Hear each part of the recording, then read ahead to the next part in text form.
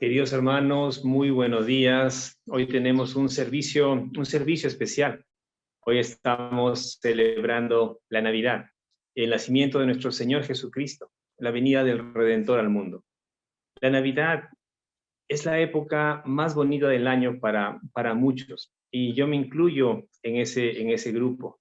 Para mí, Navidad es el tiempo más bonito del año, y eso ha sido desde que era niño. Me encantaba reunirme con la familia y arreglar la casa para celebrar Navidad, aunque en ese tiempo no entendía realmente el significado verdadero de la Navidad, de que en ese tiempo aún yo no comprendía bien el verdadero significado de la Navidad. Ahora lo entiendo, pero lo que me da pena es que el enfoque de la Navidad va cambiando cada vez más mientras que transcurre el tiempo. Hoy en día, lo principal muchas veces son los regalos. Y no digo que sea malo dar un regalo a alguien. El problema es cuando nos olvidamos de la verdadera razón de esta celebración. Por otro lado, se está viendo más oposición hacia la Navidad en muchos lugares del mundo. Hay gobiernos que están prohibiendo que se llame a este tiempo Navidad, ya que según ellos es ofensivo para muchos. Y más bien deberíamos decir felices fiestas. Y muchos comercios, muchos comercios están haciendo eso, están colocando en sus ventanas felices fiestas. Bueno, yo les deseo a todos una feliz Navidad. Y solo puedo decir que si la gente comprendiera realmente el motivo verdadero de esta celebración, no se avergonzaría de decir y de desear a los demás una feliz Navidad. Hoy celebramos este gran acontecimiento con gozo, pero durante el tiempo del nacimiento de Jesús, hace 2000 años atrás, las cosas no fueron así. Es decir, no reinaba el gozo en Israel. Por el contrario, la gente en Israel estaba viviendo tiempos angustiosos, estaban viviendo momentos muy difíciles. Los impuestos que el Imperio Romano imponía sobre los judíos eran muy altos. La tensión que había entre los judíos y romanos en aquel tiempo era muy fuerte. Ese era el escenario en el que nació nuestro Señor Jesucristo. Y vemos en el Evangelio de Lucas, cuando el ángel se presenta a los pastores durante las vigilias de la noche, que les dice a ellos, a los pastores, no teman, no temáis, porque he aquí os traigo buenas noticias, buenas nuevas de gran gozo que serán para todo el pueblo. Aquí se menciona la palabra gozo, estas buenas noticias que eran el nacimiento de Cristo, de Jesús, le daría gran gozo a todo el pueblo. Y eso es lo que ellos estaban esperando por mucho tiempo. Leamos Mateo capítulo 1, versículos del 18 al 25. Veamos el relato de cómo nació Jesús, el Mesías. Y el nacimiento de Jesucristo fue como sigue.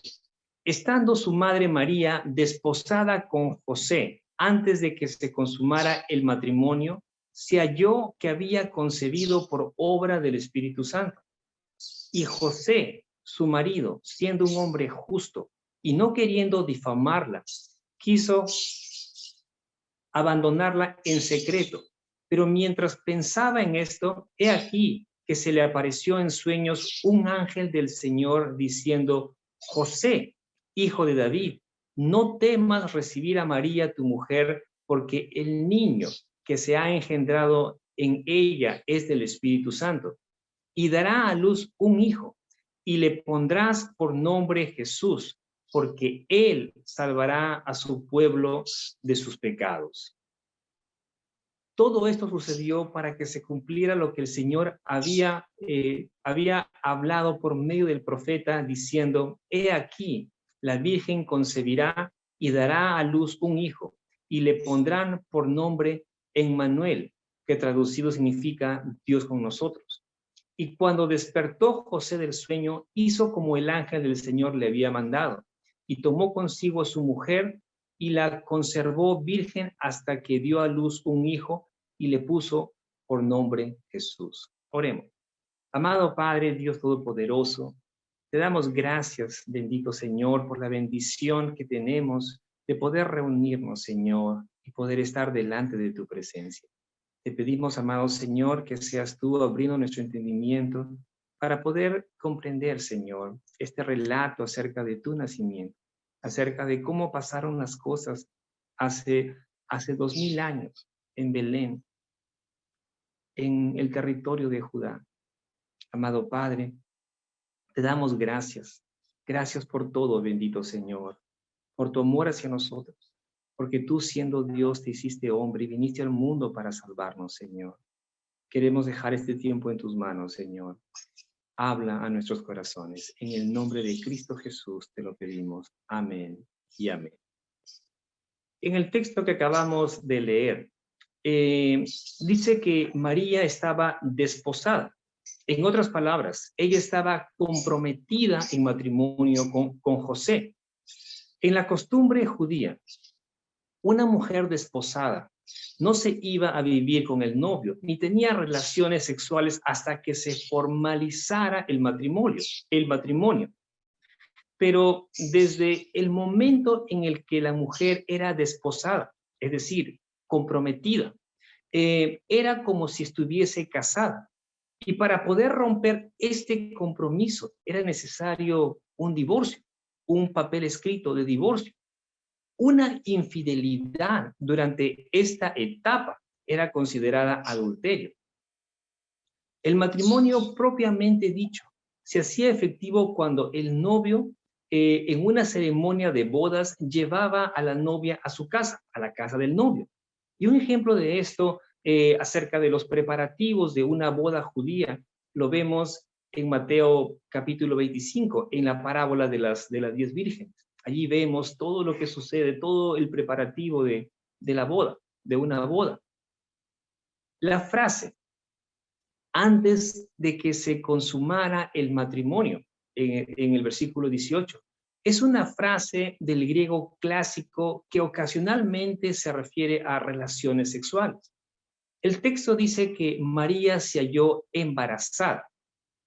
En otras palabras, se encontró que estaba encinta, mientras que aún estaba comprometida, mientras que estaba desposada.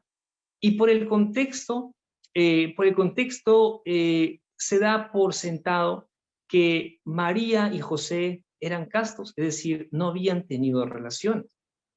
El hecho que María se halló que estaba encinta no sugiere que fuese algo que ella recién descubre, sino más bien que su embarazo se volvió en algo obvio.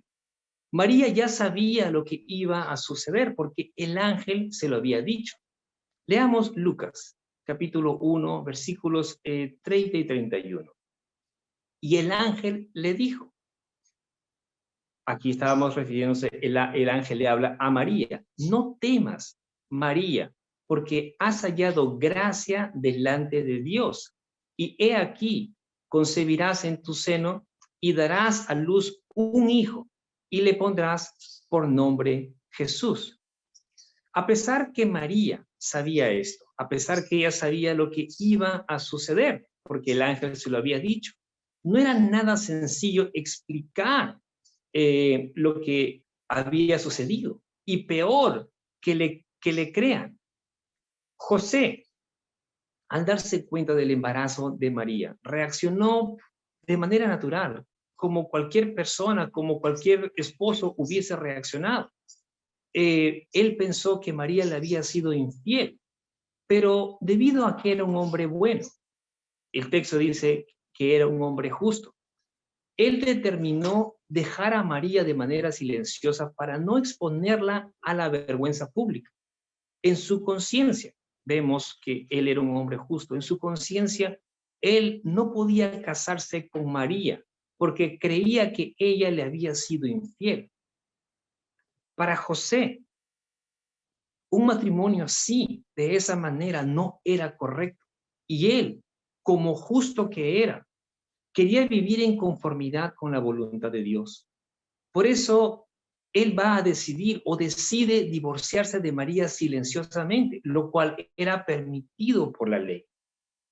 La ley permitía un divorcio privado en presencia de dos testigos si eso era lo que deseaba hacer el esposo en un caso así. Por supuesto, también había la forma rigurosa de la ley, la cual hubiese llevado a María a que fuese apedreada. Según la ley, la infidelidad de una mujer desposada se castigaba con la muerte.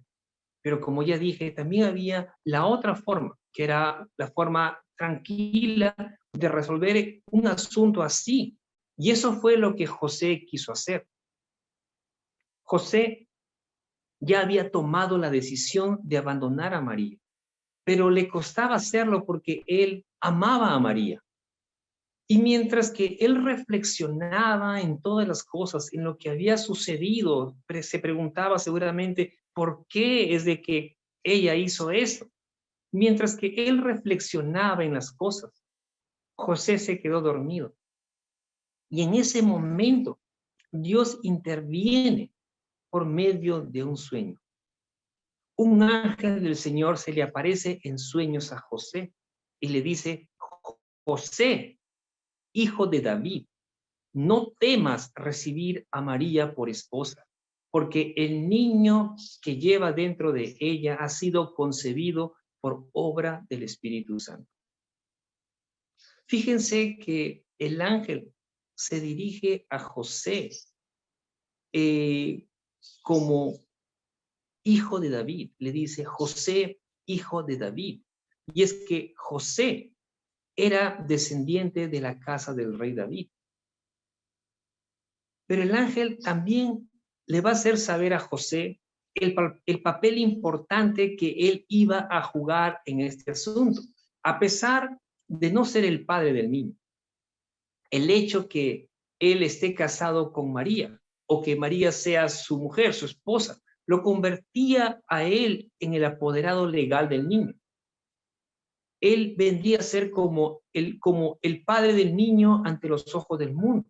Por esa razón a Jesús también lo van a llamar hijo de David, debido a que José, su padre adoptivo, era descendiente de David.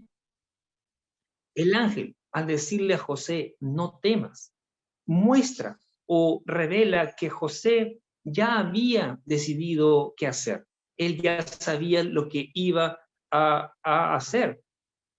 Esto antes de la intervención de Dios. Y vemos que se le ordena a José a tomar a María como esposa y a llevarla a su casa. María no había sido infiel y el niño que llevaba dentro de ella había sido concebido por el Espíritu Santo, por medio del poder del Espíritu Santo.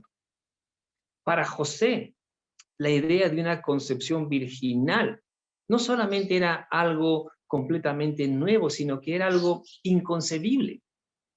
Él jamás habría aceptado a María si la información no se le hubiese dado, un ángel enviado por Dios. Pero al escuchar las palabras del ángel, José no solo entendió eh, lo que había sucedido, sino que debe haberse llenado de gozo, porque ahora él podría ser el protector de María y defenderla, defender el honor de María ante las calumnias que pudiesen levantarse por parte de hombres malos, que siempre hay. El mensaje del ángel continúa en el versículo 21. El ángel le dice: y tendrá un hijo, y lo llamarás Jesús, porque él salvará a su pueblo de sus pecados. En los tiempos patriarcales, Cualquiera de los dos, la madre o el padre, le podía poner el nombre a su hijo. Y eso lo vemos en los evangelios. En Lucas 1:31 se le dice a María que llame al niño Jesús. El ángel le dice, he aquí, concebirás en tu seno y darás a luz un hijo y le pondrás por nombre Jesús. Y en Mateo 1:21 es a José a quien se le dice el nombre que debería ponerle al niño y la razón del nombre. Mateo 1:21 dice, y le pondrás por nombre Jesús, porque él salvará a su pueblo de sus pecados. El nombre Jesús, Jesús, en griego también es Joshua o Josué en español, y en hebreo es Yeshua, que significa Yahweh es salvación o Yahweh salva. El Salmo 130, versículo 8, dice, Él redimirá a Israel de todos sus pecados. Él se refiere a Yahweh, es decir, a Dios, al Todopoderoso. Yahweh redimirá a Israel de todos sus pecados, de toda su maldad, de sus iniquidades. En Israel, como mencioné antes, había expectativa por la venida del Mesías. Ellos esperaban ser redimidos de la tiranía romana cuando el Mesías viniese. En ellos, en los judíos, no existía la idea o la posibilidad que el Mesías diera su vida, su propia vida, para salvar a su pueblo de sus pecados. Los judíos se habían formado una idea distinta del Mesías y por eso se les hizo difícil a ellos creer en Cristo cuando vino al mundo. En el versículo 21, texto dice, y le pondrás por nombre Jesús, porque él salvará a su pueblo de sus pecados. Para José, su pueblo serían los judíos, eran los judíos. Eso es lo que José tenía en su mente. Y a pesar que él había entendido a través de las escrituras del Antiguo Testamento que algunos judíos habían sido o habían caído bajo la ira de Dios por desobedientes, por incrédulos, él también sabía que otros se habían convertido en el remanente piadoso, en el remanente santo de Dios. Eso es lo que él entendía, José. Pero en el Evangelio de Mateo vemos las cosas un poco más claras con respecto a quién o quiénes eran su pueblo. Vemos que tanto Juan el Bautista como Jesús presentan a los gentiles unidos al remanente santo y convirtiéndose en discípulos de Jesús y miembros de su pueblo. Juan el Bautista les va a decir a los fariseos y saduceos en Mateo 3:9, y no penséis decir dentro de vosotros mismos, a Abraham tenemos por padre, porque yo os digo que Dios puede levantar hijos a Abraham aún de estas piedras. Y Jesús en Mateo 8:11 les va a decir, y os digo que vendrán muchos del oriente y del occidente, y se sentarán a la mesa con Abraham, Isaac y Jacob en el reino de los cielos. Y este versículo hace referencia a los gentiles. Son quienes vendrán del oriente y del occidente, a los gentiles que serían salvos. Su pueblo son sus ovejas. Y Jesús va a decir esto en Juan 10:11. Yo soy el buen pastor. El buen pastor da su vida por las ovejas. Las palabras su pueblo se refiere al pueblo del Mesías. Hoy en día, su pueblo seríamos todos aquellos que hemos creído en Cristo. Alguien a lo mejor podría preguntarse o decir, ¿salvados de qué? ¿De qué tendríamos que ser salvados? De la culpa, la corrupción, el poder y el castigo del pecado. Pero fíjense en lo siguiente. Uno no puede ser salvado de algo sin ser salvado para algo, es decir, con algún propósito o con un propósito. Dios tiene un propósito en la vida de cada uno de nosotros. La cosa es que nosotros debemos dejar que Dios obre en nuestra vida. Dios tiene un propósito para tu vida, como también la tiene para mi vida. Dios tiene un propósito. Y el Señor, al rescatarnos, Él nos permite conocer la verdadera felicidad. Ustedes saben de que la gente busca ser feliz y hace muchas cosas para lograrlo. Pero solo cuando uno viene a Cristo es que realmente descubre la verdadera felicidad y experimenta o viene a experimentar su paz, esa paz que sobrepasa todo entendimiento. Pero además de eso, Dios es quien nos hace libres. Dios es quien nos da esa seguridad o la seguridad de la salvación. Y muchas cosas más que el Señor nos ofrece al venir a Él.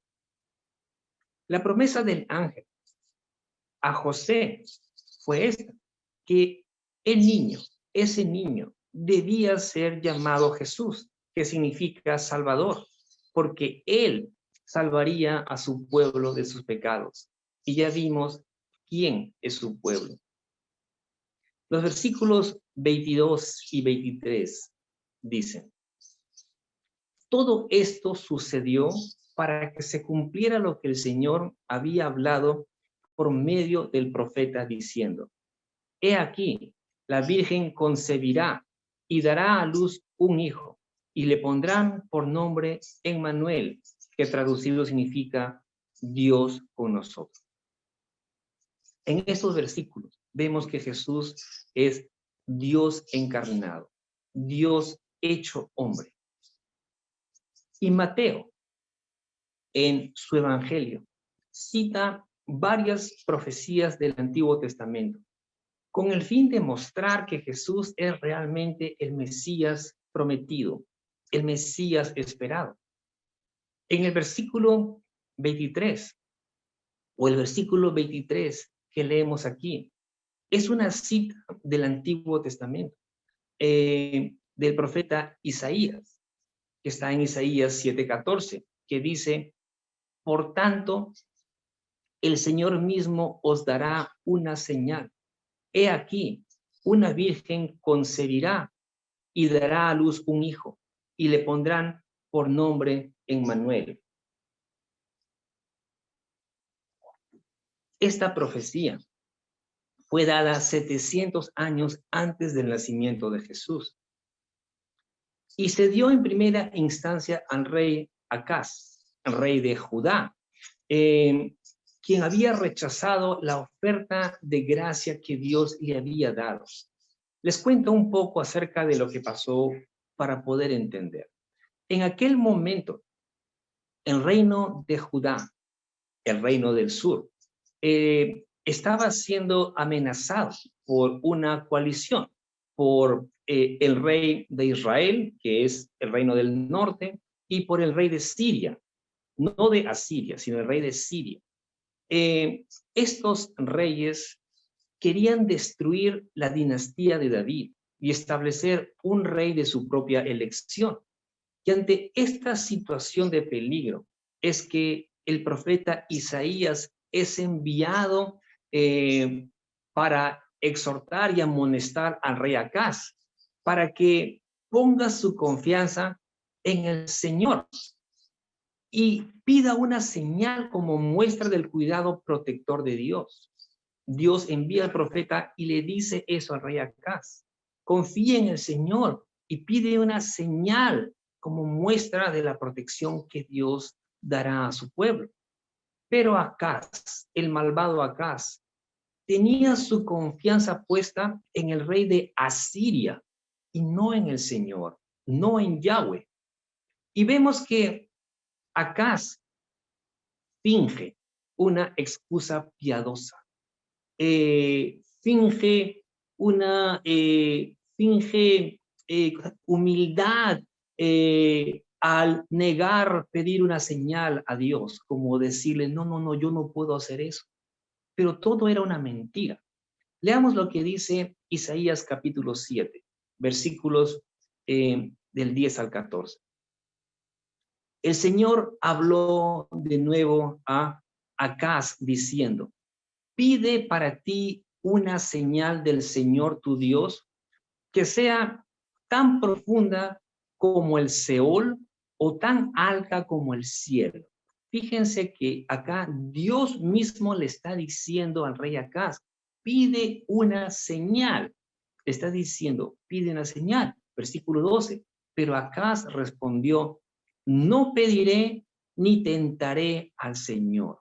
Pero como ya les dije, todo eso era una mentira. Acá se puede ver como que estaba siendo humilde, pero no, su confianza no estaba en el Señor, sino que estaba en el rey de Asiria. Versículo 13. Entonces Isaías dijo, oíd ahora, casa de David, ¿os parece poco cansar a los hombres que también cansaréis a mi Dios? Por tanto, el Señor mismo os dará una señal. He aquí, una virgen concebirá y dará a luz un hijo, y le pondrán por nombre Emmanuel. En esta profecía dada por el profeta Isaías 700 años antes del nacimiento de Jesús, hay un doble cumplimiento. El primero se da en los días del profeta Isaías, donde una doncella, es decir, una joven, que habiéndose casado, concebiría y daría a luz un hijo, y lo llamaría Emmanuel. Esta joven, la madre, al dar ese nombre al niño, estaría confesando su confianza en Dios. Estaría diciendo que aún en medio de los tiempos turbulentos que se vivía en aquel tiempo, ella estaba firmemente convencida que Dios no abandonaría a su pueblo, sino que les proveería lo necesario y los protegería de sus enemigos. En este primer cumplimiento de la profecía, no hay referencia a ningún nacimiento milagroso o virginal. Ahora, veamos el segundo cumplimiento. El segundo cumplimiento se da en el nacimiento virginal de Cristo, en el nacimiento milagroso de aquel que es el mismo Emmanuel, Dios con nosotros. Emmanuel, Dios con nosotros. Dios está con nosotros. Es el nombre de aquel niño que nació en Belén de Judá hace más de 2000 años. Este nombre, Emmanuel, hace referencia al carácter del niño. Es otro nombre más que da testimonio de la deidad del Mesías. En Isaías 9:6 vemos que a este niño se le llama admirable, consejero, Dios fuerte, Padre eterno, príncipe de paz. Jesús es Emmanuel, Dios con nosotros. Y eso lo vemos en muchos pasajes, en los evangelios, en Lucas 1:31, Lucas 1, versículos 31 al 33. El ángel le dice a María, y he aquí, concebirás en tu seno, y darás a luz un hijo, y le pondrás por nombre Jesús. Refiriéndose al niño, será grande y será llamado Hijo del Altísimo. Y el Señor Dios le dará el trono de su padre David, y reinará sobre la casa de Jacob para siempre, y su reino no tendrá fin. Y Juan, capítulo 1, versículo 14, dice lo siguiente, y el verbo se hizo carne y habitó entre nosotros. Y vimos su gloria, gloria como del unigénito del Padre, lleno de gracia y verdad. Y ya sabemos que el Verbo es Jesucristo, Dios. Dios se hizo carne y habitó entre nosotros.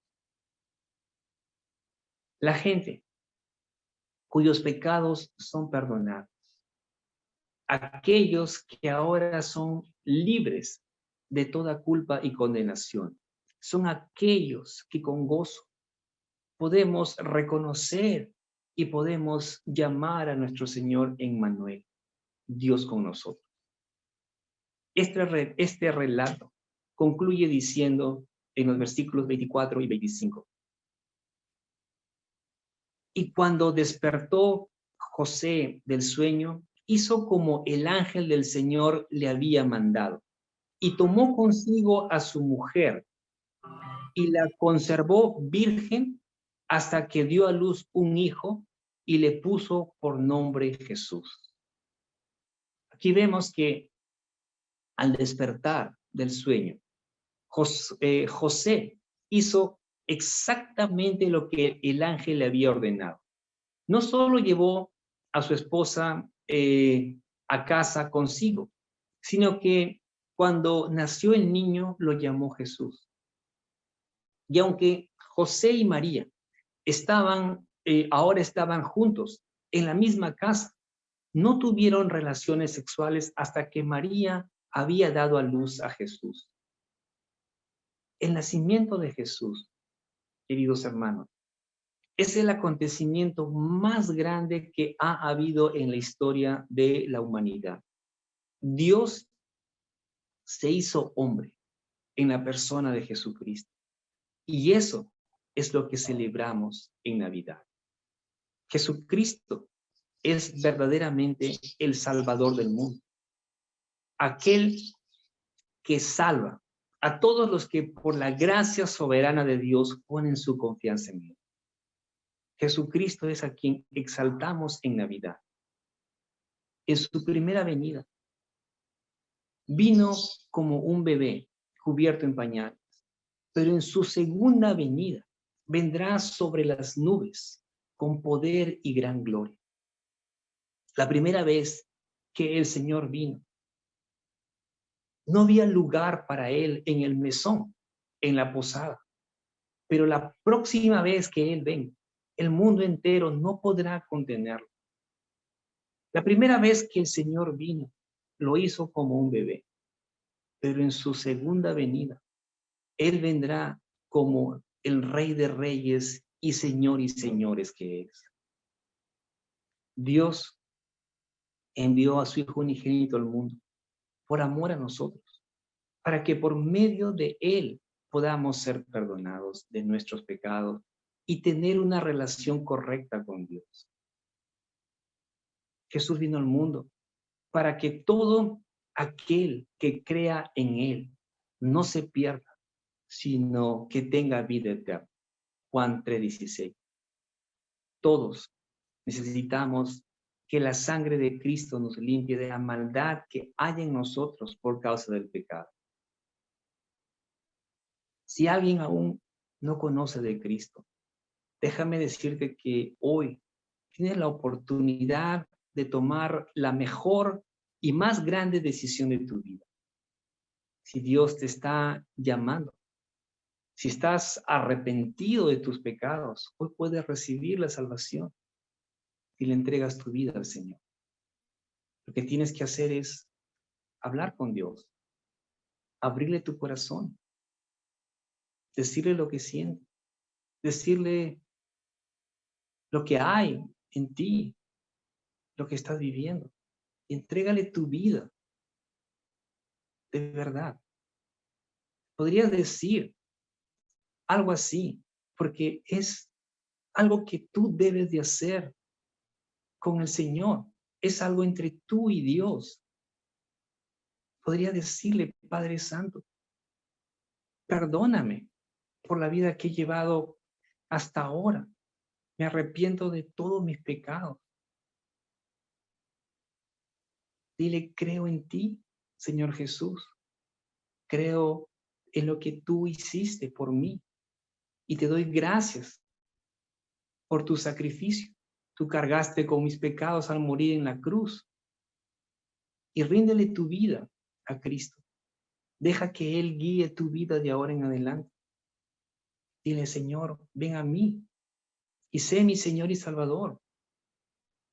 Yo hice una oración así hace casi 17 años. Un día 11 de marzo, en una montaña en California. Y el Señor me escuchó. El Señor me salvó. Y le digo que no hay regalo más maravilloso que uno pueda recibir de Dios. El ser salvo y tener la vida eterna. Muchas veces nosotros buscamos que Dios nos bendiga. Y Dios lo hace. Claro que sí. Porque Dios es bueno. Porque Él tiene misericordia. Pero ¿saben cuál es el regalo más maravilloso? Es la salvación que el Señor nos puede dar. Yo le deseo a cada uno de ustedes que tengan una hermosa Navidad y que aprovechen este tiempo que van a tener con su familia para poder compartirles las buenas nuevas de salvación. Pero una cosa, hazlo con gracia, que tus palabras puedan salir sazonadas con sal. Nosotros no debemos obligar a nadie a que acepte a Cristo, sino que debemos dejar que Dios haga su obra en el corazón de nuestros seres queridos que aún no conocen de Cristo. Nosotros simplemente tenemos que compartir la palabra, las buenas nuevas, pero hagámoslos como les dije, con gracia, y que el Señor obre en ellos. Al Señor sea la gloria por los siglos de los siglos. Amén. Feliz Navidad, hermano.